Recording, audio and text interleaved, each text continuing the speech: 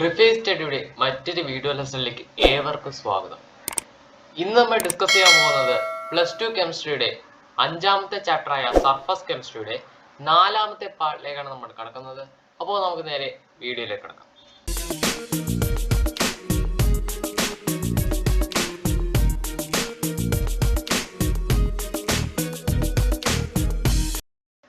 ഇന്നത്തെ വീഡിയോ നമ്മൾ ഡിസ്കസ് ചെയ്യാൻ പോകുന്ന ടോപ്പിക്ക് എന്താണ് കാറ്റലിസ്റ്റ്. കാറ്റലിസ്റ്റിനെ പറ്റി ചില കാര്യങ്ങളാണ് ഇന്നത്തെ വീഡിയോയിലൂടെ ഡിസ്കസ് ചെയ്യാൻ പോകുന്നത്. അപ്പോൾ നമുക്ക് ആദ്യം എന്താണ് കാറ്റലിസ്റ്റ് എന്ന് നോക്കാം. എന്താണ് കാറ്റലിസ്റ്റ് എന്ന് പറഞ്ഞാൽ catalyst is A substance which alter the rate of a chemical reaction without undergoing any chemical change.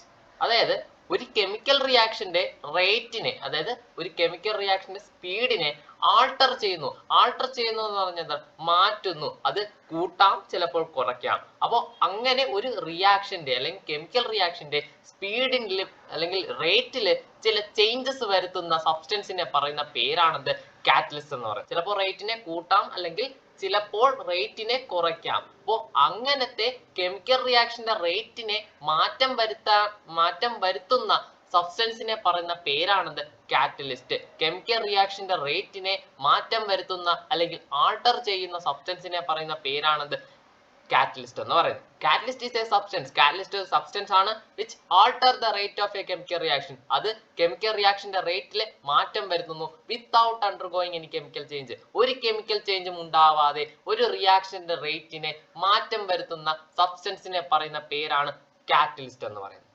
Clear ആണല്ലോ? അങ്ങനെയാണെങ്കിൽ എന്താണ് കാറ്റലൈസിസ്? കാറ്റലൈസിസ് എന്ന് പറഞ്ഞാൽ ഇത്രയേ ഉള്ളൂ.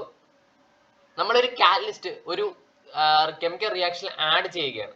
അപ്പോൾ കെമിക്കൽ റിയാക്ഷനിൽ ഒരു കാറ്റലിസ്റ്റ് നമ്മൾ ആഡ് ചെയ്യുന്ന സമയത്ത് കെമിക്കൽ റിയാക്ഷന്റെ റേറ്റ് എന്ത് ചെയ്യും? മാറും. അതായത് ചിലപ്പോൾ കെമിക്കൽ റിയാക്ഷന്റെ റേറ്റ് കൂടാം, ചിലപ്പോൾ കെമിക്കൽ റിയാക്ഷന്റെ റേറ്റ് കുറയാം. അപ്പോൾ ഒരു കെമിക്കൽ റിയാക്ഷന്റെ റേറ്റിനെ നമ്മൾ കാറ്റലിസ്റ്റ് ആഡ് ചെയ്തുകൊണ്ടാണ് മാറ്റം വരുത്തുന്നതെങ്കിൽ ആ പ്രോസസ്സിനെ വിളിക്കുന്ന പേരാണിത് കാറ്റലൈസിസ് എന്ന് പറയുന്നത്. കാറ്റലൈസിസ് എന്ന് പറഞ്ഞാൽ എന്താണ്? The process of altering the rate of a chemical reaction. ഒരു കെമിക്കൽ റിയാക്ഷന്റെ റേറ്റിൽ മാറ്റം വരുത്തുന്നു. എങ്ങനെ? By addition of catalyst. എങ്ങനെയാണ് മാറ്റം വരുത്തുന്നത്? കാറ്റലിസ്റ്റ് ആഡ് ചെയ്ത് മാറ്റം വരുത്തുന്നു. The process of altering the rate of a chemical reaction by addition of catalyst is called catalysis. ഒരു കെമിക്കൽ റിയാക്ഷന്റെ റേറ്റിനെ മാറ്റം വരുത്തുന്നു. എങ്ങനെ? കാറ്റലിസ്റ്റിനെ ആഡ് ചെയ്ത്. ആ പ്രോസസ്സിനെ വിളിക്കുന്ന പേരാണെന്ത്? കാറ്റലൈസിസ് എന്ന് പറയുന്നത്. അപ്പോൾ കാറ്റലിസ്റ്റ് ആഡ് ചെയ്തുകൊണ്ട് ഒരു കെമിക്കൽ റിയാക്ഷന്റെ റേറ്റിനെ ഇൻക്രീസ് ചെയ്യുക അല്ലെങ്കിൽ ഇൻക്രീസ് ചെയ്യുകയോ ഡിക്രീസ് ചെയ്യുകയോ ചെയ്താൽ, ഒരു കാറ്റലിസ്റ്റ് ആഡ് ചെയ്തുകൊണ്ട് ഒരു റിയാക്ഷന്റെ റേറ്റിനെ ഇൻക്രീസ് ചെയ്യുകയോ ഡിക്രീസ് ചെയ്യുകയോ ചെയ്താൽ ആ പ്രോസസ്സിനെ വിളിക്കുന്ന പേര് കാറ്റലൈസിസ്. ഓക്കെ, അപ്പോൾ ഇത്രയും കാര്യങ്ങൾ മനസ്സിലായല്ലോ. എന്നാൽ നമുക്ക് അടുത്ത ടോപ്പിക്കിലേക്ക് പോവാം. എന്താണ് കാറ്റലിറ്റിക് പ്രൊമോട്ടേഴ്സ്, അതുപോലെ കാറ്റലിറ്റിക് പോയിസൺസ്? എന്താണ് കാറ്റലിറ്റിക് പ്രൊമോട്ടേഴ്സ് എന്ന് പറഞ്ഞാൽ? കാറ്റലിറ്റിക് പ്രൊമോട്ടേഴ്സ് എന്ന് പറഞ്ഞാൽ ആ വേർഡ് തന്നെയുണ്ട് പ്രൊമോട്ടർ എന്ന് പറഞ്ഞാൽ എന്താണ്? ഇൻക്രീസ് ചെയ്യിക്കുക. നമ്മളിപ്പോ ഒരു കെമിക്കൽ റിയാക്ഷനിൽ കാറ്റലിറ്റിക് പ്രൊമോട്ടർ കൊണ്ടുവന്നാൽ ഈ കാറ്റലിറ്റിക് പ്രൊമോട്ടർ ഈ കാറ്റലിസ്റ്റിന്റെ ജോലിയെ കുറച്ചും കൂടി എന്ത് ചെയ്യും? വർദ്ധിപ്പിക്കും, അല്ലെങ്കിൽ ഇൻക്രീസ് ചെയ്യിപ്പിക്കും. കാറ്റലിസ്റ്റിന്റെ ജോലിയെ കുറച്ചും കൂടെ ഇൻക്രീസ് ചെയ്യിപ്പിക്കും. അപ്പൊ നീ ഇപ്പോ ചെയ്യുന്ന ജോലിയിൽ നിന്നും കുറച്ചും കൂടെ ഇൻക്രീസ് ചെയ്യിപ്പിക്കുന്നു. കാറ്റലിസ്റ്റിന്റെ ജോലി എന്ത് ചെയ്യുന്നു? ഇൻക്രീസ് ചെയ്യിപ്പിക്കുന്നു. അങ്ങനത്തെ ആളുകളെ പറയുന്ന പേരാണ് catalytic promoters. Okay, the external substances which enhance the activity of the catalyst are called catalytic promoters. ഒരു റിയാക്ഷനിൽ കാറ്റലിസ്റ്റിന്റെ ജോലിയെ ഇൻക്രീസ് ചെയ്യിപ്പിക്കുന്ന സബ്സ്റ്റൻസിനെ പറയുന്ന പേരാണ് കാറ്റലിറ്റിക് പ്രൊമോട്ടേഴ്സ്. അവൻ പ്രൊമോട്ട് ചെയ്യുന്നു. ആരെ? കാറ്റലിസ്റ്റിനെ. ഓക്കെ, അതിനൊരു എക്സാമ്പിൾ നോക്കിയേ. എക്സാമ്പിൾ ഇതാണ്. N2+3H2 gives 2NH3. എന്ത് പ്രോസസ് ആണിത്? അമോണിയയുടെ പ്രിപ്പറേഷൻ ആണ്. ആ പ്രിപ്പറേഷനെ വിളിക്കുന്ന പേരെന്താണ്? Haber process. ഇതൊരു ഹേബർ പ്രോസസ് ആണ്. ഹേബർ പ്രോസസ് അഥവാ അമോണിയയുടെ പ്രിപ്പറേഷനിൽ നമ്മൾ കാറ്റലിസ്റ്റ് ആയിട്ട് ഉപയോഗിക്കുന്ന ആരെയായിരിക്കും? അയണിനെ ആയിരിക്കും നമ്മൾ കാറ്റലിസ്റ്റ് ആയിട്ട് ഉപയോഗിക്കുന്നത്. അവിടെ നമ്മൾ അയണിന് ഒരു പേര് പറയും, സ്പോഞ്ചി അയൺ എന്നാണ് അതിനെ വിളിക്കുന്നത്. അപ്പോൾ ഈ അമോണിയയുടെ പ്രിപ്പറേഷനിൽ നമ്മൾ ഉപയോഗിക്കുന്ന കാറ്റലിസ്റ്റ് എന്താണ്? സ്പോഞ്ചി അയൺ ആണ്. അതായത് Fe, അതായത് അയൺ ആണ് ഇവിടുത്തെ കാറ്റലിസ്റ്റ്. അയൺ എന്ന് പറയുന്ന ഈ കാറ്റലിസ്റ്റ് നമ്മൾ ഈ ഹേബർ പ്രോസസ് അല്ലെങ്കിൽ അമോണിയയുടെ പ്രിപ്പറേഷൻ ചെയ്യുന്ന സമയത്ത് നമ്മൾ ആഡ് ചെയ്യുമ്പോൾ കൂടുതൽ അമോണിയ പ്രിപ്പയർ ചെയ്യും, അല്ലെങ്കിൽ കൂടുതൽ അമോണിയ പ്രോഡക്റ്റ് ആയിട്ട് വരും. കൂടുതൽ അമോണിയ ഇപ്പൊ പ്രിപ്പയർ ചെയ്തുകൊണ്ടിരിക്കുകയാണ്. അപ്പൊ ഞാൻ എന്ത് ചെയ്തു? മോളിബ്ഡിനം എന്ന് പറയുന്ന കാറ്റലിറ്റിക് പ്രൊമോട്ടർ ആഡ് ചെയ്യുകയാണെങ്കിൽ, ഞാൻ ഈ റിയാക്ഷനിൽ മോളിബ്ഡിനം എന്ന് പറയുന്ന ഒരു കാറ്റലിറ്റിക് പ്രൊമോട്ടർ ഞാൻ ആഡ് ചെയ്യുകയാണെങ്കിൽ, മോളിബ്ഡിനം എന്ന് പറയുന്ന ഈ കാറ്റലിറ്റിക് പ്രൊമോട്ടർ ഞാൻ ഈ റിയാക്ഷനിൽ ആഡ് ചെയ്യുകയാണെങ്കിൽ, മോളിബ്ഡിനം ചെന്ന് ആരോട് പറയും? സ്പോഞ്ചി അയൺ എന്ന് പറയുന്ന ഈ കാറ്റലിസ്റ്റിനോട് പറയും, നീ ഇപ്പോൾ ചെയ്യുന്ന ജോലിയിൽ നിന്നും കുറച്ചും കൂടെ കൂടുതൽ ജോലി ചെയ്ത് കൂടുതൽ പ്രോഡക്റ്റ് ക്രിയേറ്റ് ചെയ്യുക. അങ്ങനെ പറയുമ്പോൾ അത് ആരനുസരിക്കും? നമ്മുടെ സ്പോഞ്ചി അയൺ അനുസരിക്കും. അതിന് ഫലമായിട്ട് സ്പോഞ്ചി അയൺ കൂടുതൽ വർക്ക് ചെയ്ത് കൂടുതൽ പ്രോഡക്റ്റ് ക്രിയേറ്റ് ചെയ്യും. അപ്പോൾ കാറ്റലിറ്റിക് പ്രൊമോട്ടർ ആഡ് ചെയ്തപ്പോഴാണ് ആ ചേഞ്ച് ഉണ്ടായെന്ന് ഓർക്കുക. കാറ്റലിസ്റ്റ് സാധാരണഗതിയിൽ ഒരു റിയാക്ഷന്റെ റേറ്റിനെ ഇൻക്രീസ് ചെയ്യുകയാണ് ചെയ്യുന്നത്. അപ്പോൾ ഇൻക്രീസ് ചെയ്തുകൊണ്ടിരിക്കുന്ന സമയത്ത് നമ്മൾ ഒരു പ്രൊമോട്ടറും കൂടെ ആഡ് ചെയ്താൽ അവൻ കുറച്ചും കൂടെ കൂടുതൽ എന്ത് ചെയ്യും? അവൻ വർക്ക് ചെയ്ത് ആര് വർക്ക് ചെയ്യും? കാറ്റലിസ്റ്റ് വർക്ക് ചെയ്യും. കൂടുതൽ കാറ്റലിസ്റ്റ് വർക്ക് ചെയ്യും. അങ്ങനെ വർക്ക് ചെയ്ത് കൂടുതൽ പ്രോഡക്റ്റിന് നമുക്ക് ഉണ്ടാക്കാൻ പറ്റും. നേരത്തെ ക്രിയേറ്റ് ചെയ്ത പ്രോഡക്റ്റിനേക്കാളും കുറച്ചും കൂടെ കൂടുതൽ പ്രോഡക്റ്റ് നമുക്ക് അവിടെ കിട്ടും. ഓക്കെ, അതാണ് catalytic promoter. Next, catalytic poison. നമ്മൾ പ്രൊമോട്ടർ ഈ രണ്ട് വേർഡ്സിനെ നോക്കിയാൽ പ്രൊമോട്ടർ എന്ന് പറഞ്ഞാൽ ഇൻക്രീസ് ചെയ്യുന്നു, പോയിസൺ എന്ന് പറഞ്ഞാൽ എന്താ അവിടെ വിചാരിക്കേണ്ടത്? ഡിക്രീസ് ചെയ്യുക എന്നതാണ്. പോയിസൺ എന്ന് പറഞ്ഞാൽ അവിടെ ഡിക്രീസ് ചെയ്യുന്നു എന്ന അർത്ഥത്തിൽ നിങ്ങൾ വിചാരിച്ചോണ്ടാണ്. അപ്പോൾ കാറ്റലിറ്റിക് പ്രൊമോട്ടർ എന്താണ് നമ്മൾ ഇത്രയും നേരം പഠിച്ചു. ഇനി കാറ്റലിറ്റിക് പോയിസൺ എന്ന് പറഞ്ഞാൽ എന്താണെന്ന് നോക്കാം. The external substances which inhibit the activity of the catalyst are called catalytic poisons. ഒരു റിയാക്ഷനിൽ നമ്മൾ കാറ്റലിസ്റ്റ് ആഡ് ചെയ്യുമ്പോൾ എന്ത് ചെയ്യുന്നാലും ഇൻക്രീസോ ഡിക്രീസോ ചെയ്യും ബ്രാറ്റിൽ. ഓക്കെ, ഒരു റിയാക്ഷൻ നമ്മൾ കാറ്റലിസ്റ്റ് ആഡ് ചെയ്തിട്ടുണ്ട്. ഓക്കെ, എന്നിട്ട് നമ്മൾ കാറ്റലിറ്റിക് പോയിസണും കൂടെ ആഡ് ചെയ്യുകയാണെങ്കിൽ കാറ്റലിറ്റിക് പോയിസൺസ് എന്ന് കാറ്റലിസ്റ്റിന്റെ ജോലിയെ എന്ത് ചെയ്യും? തടയും. ഇനി നീ ജോലി ചെയ്യണ്ട എന്ന് കാറ്റലിസ്റ്റിനോട് പറയും. അപ്പൊ കാറ്റലിസ്റ്റിന് പിന്നെ ജോലി ചെയ്യാൻ പറ്റത്തില്ല. അങ്ങനെ ഒരു റിയാക്ഷനിൽ കാറ്റലിസ്റ്റിന്റെ ആക്ടിവിറ്റിയെ തടയുന്ന സബ്സ്റ്റൻസിനെ പറയുന്ന പേരാണ് കാറ്റലിറ്റിക് പോയിസൺ എന്ന് പറയുന്നത്. അതിന്റെ എക്സാമ്പിൾ നോക്കുക, അപ്പോൾ കുറച്ചും കൂടെ ക്ലിയർ ആവും.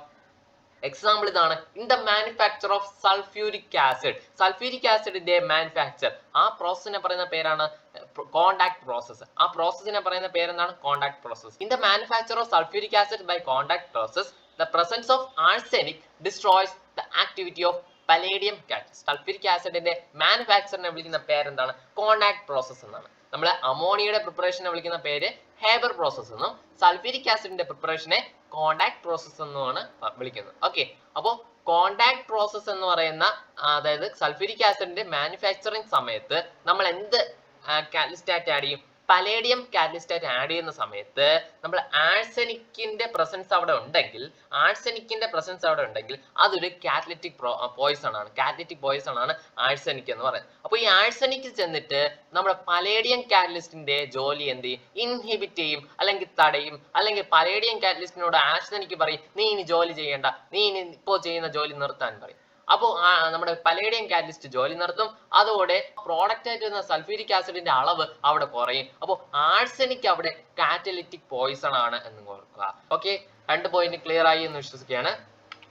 നെക്സ്റ്റ് നമുക്ക് പഠിക്കേണ്ടത് homogeneous catalyst and heterogeneous catalyst. Homogeneous catalyst എന്ന് പറഞ്ഞാൽ എത്രയേ ഉള്ളൂ, അതായത് when the catalyst and the reactants are in same phase, then it is said to be a homogeneous catalyst. അതായത് ഇപ്പോൾ നിങ്ങൾ ഒരു റിയാക്ഷൻ നോക്കുക, 2SO2 plus O2 gives 2SO3 എന്ന് പറയുന്ന റിയാക്ഷൻ നോക്കുക.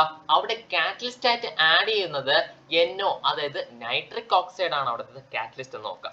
അപ്പോൾ നമ്മൾ നോക്കേണ്ടത് റിയാക്ടന്റ് ഒക്കെ ഏത് ഫേസിലാണ് നോക്കുക.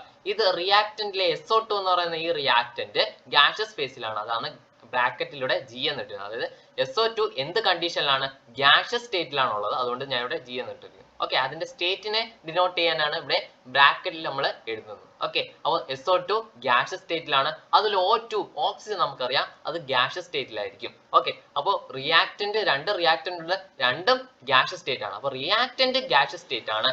എന്നിട്ട് നമ്മൾ കാറ്റലിസ്റ്റ് നോക്കിയേ, കാറ്റലിസ്റ്റ് NO നൈട്രിക് ഓക്സൈഡ് ആണ്, അതും എന്താണ്?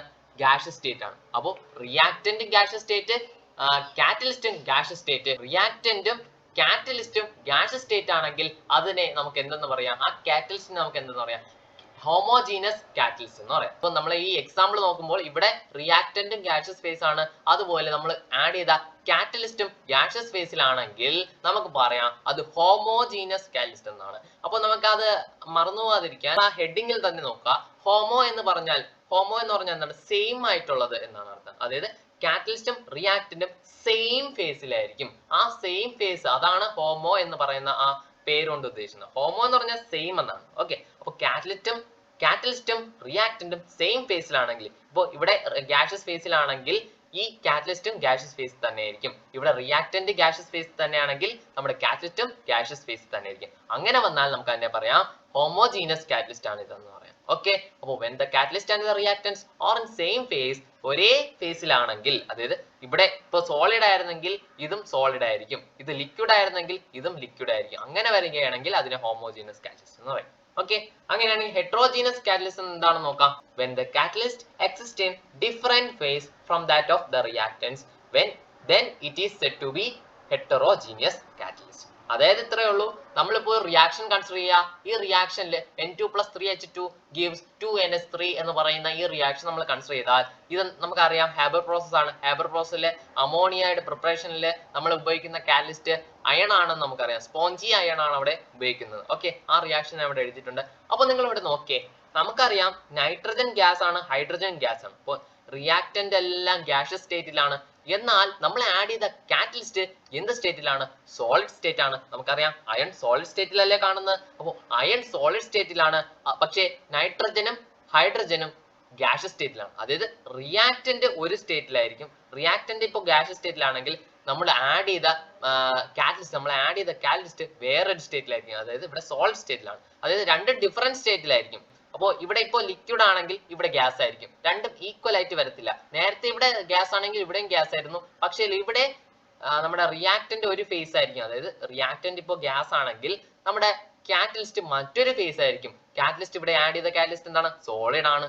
ഓക്കെ, അപ്പോൾ അങ്ങനത്തെ കാറ്റലിസ്റ്റിനെ പറയുന്ന പേരാണ് ഹെറ്ററോജീനസ് കാറ്റലിസ്റ്റ്. ഹെറ്ററോ എന്ന് പറഞ്ഞാൽ ഡിഫറെന്റ് എന്നാണ് അർത്ഥം. ഹോമോ എന്ന് പറഞ്ഞാൽ സെയിം എന്നാണ് അർത്ഥം. ഓക്കെ, കാറ്റലിസ്റ്റും റിയാക്ടൻസും സെയിം ഫേസിലാണെങ്കിൽ നമുക്ക് അതിനെ പറയാം ഹോമോജീനസ് കാറ്റലിസ്റ്റ് എന്ന്. എന്നാൽ കാറ്റലിസ്റ്റും റിയാക്ടന്റും ഡിഫറെന്റ് ഫേസിലാണെങ്കിൽ, ഇവിടെ നോക്കിയേ, ഗ്യാസും ആണ് റിയാക്ടൻസ് ഗ്യാസ് ആണ്. എന്നാൽ നമ്മൾ ആഡ് ചെയ്ത കാറ്റലിസ്റ്റ് എന്താണ്? സോളിഡ് ആണ്. അപ്പോൾ രണ്ടും ഡിഫറെന്റ് ഫേസിലല്ലേ? ഡിഫറെന്റ് ഫേസിലാണെങ്കിൽ നമുക്ക് പറയാം ഹെറ്ററോജീനസ് കാറ്റലിസ്റ്റ്. ഇനി സെയിം ഫേസിലാണെങ്കിൽ നമുക്ക് അതിനെ പറയാം ഹോമോജീനസ് കാറ്റലിസ്റ്റ്. ഓക്കെ, അപ്പോൾ ഇത്രയും കാര്യങ്ങൾ ക്ലിയർ ആയി എന്ന് വിശ്വസിക്കുകയാണ്. ഈ വീഡിയോ നിങ്ങൾക്ക് ഇഷ്ടമായിട്ടുണ്ടെങ്കിൽ ഒന്ന് ലൈക്ക് ചെയ്തിരിക്കുക. എന്റെ ചാനൽ സബ്സ്ക്രൈബ് ചെയ്യാത്തവരാണെങ്കിൽ ഉടൻ തന്നെ സബ്സ്ക്രൈബ് ചെയ്യുക. അടുത്തുള്ള ബെല്ലൈക്കൺ കൂടി ഒന്ന് എനേബിൾ ചെയ്ത് വെക്കുക. Okay, thank you.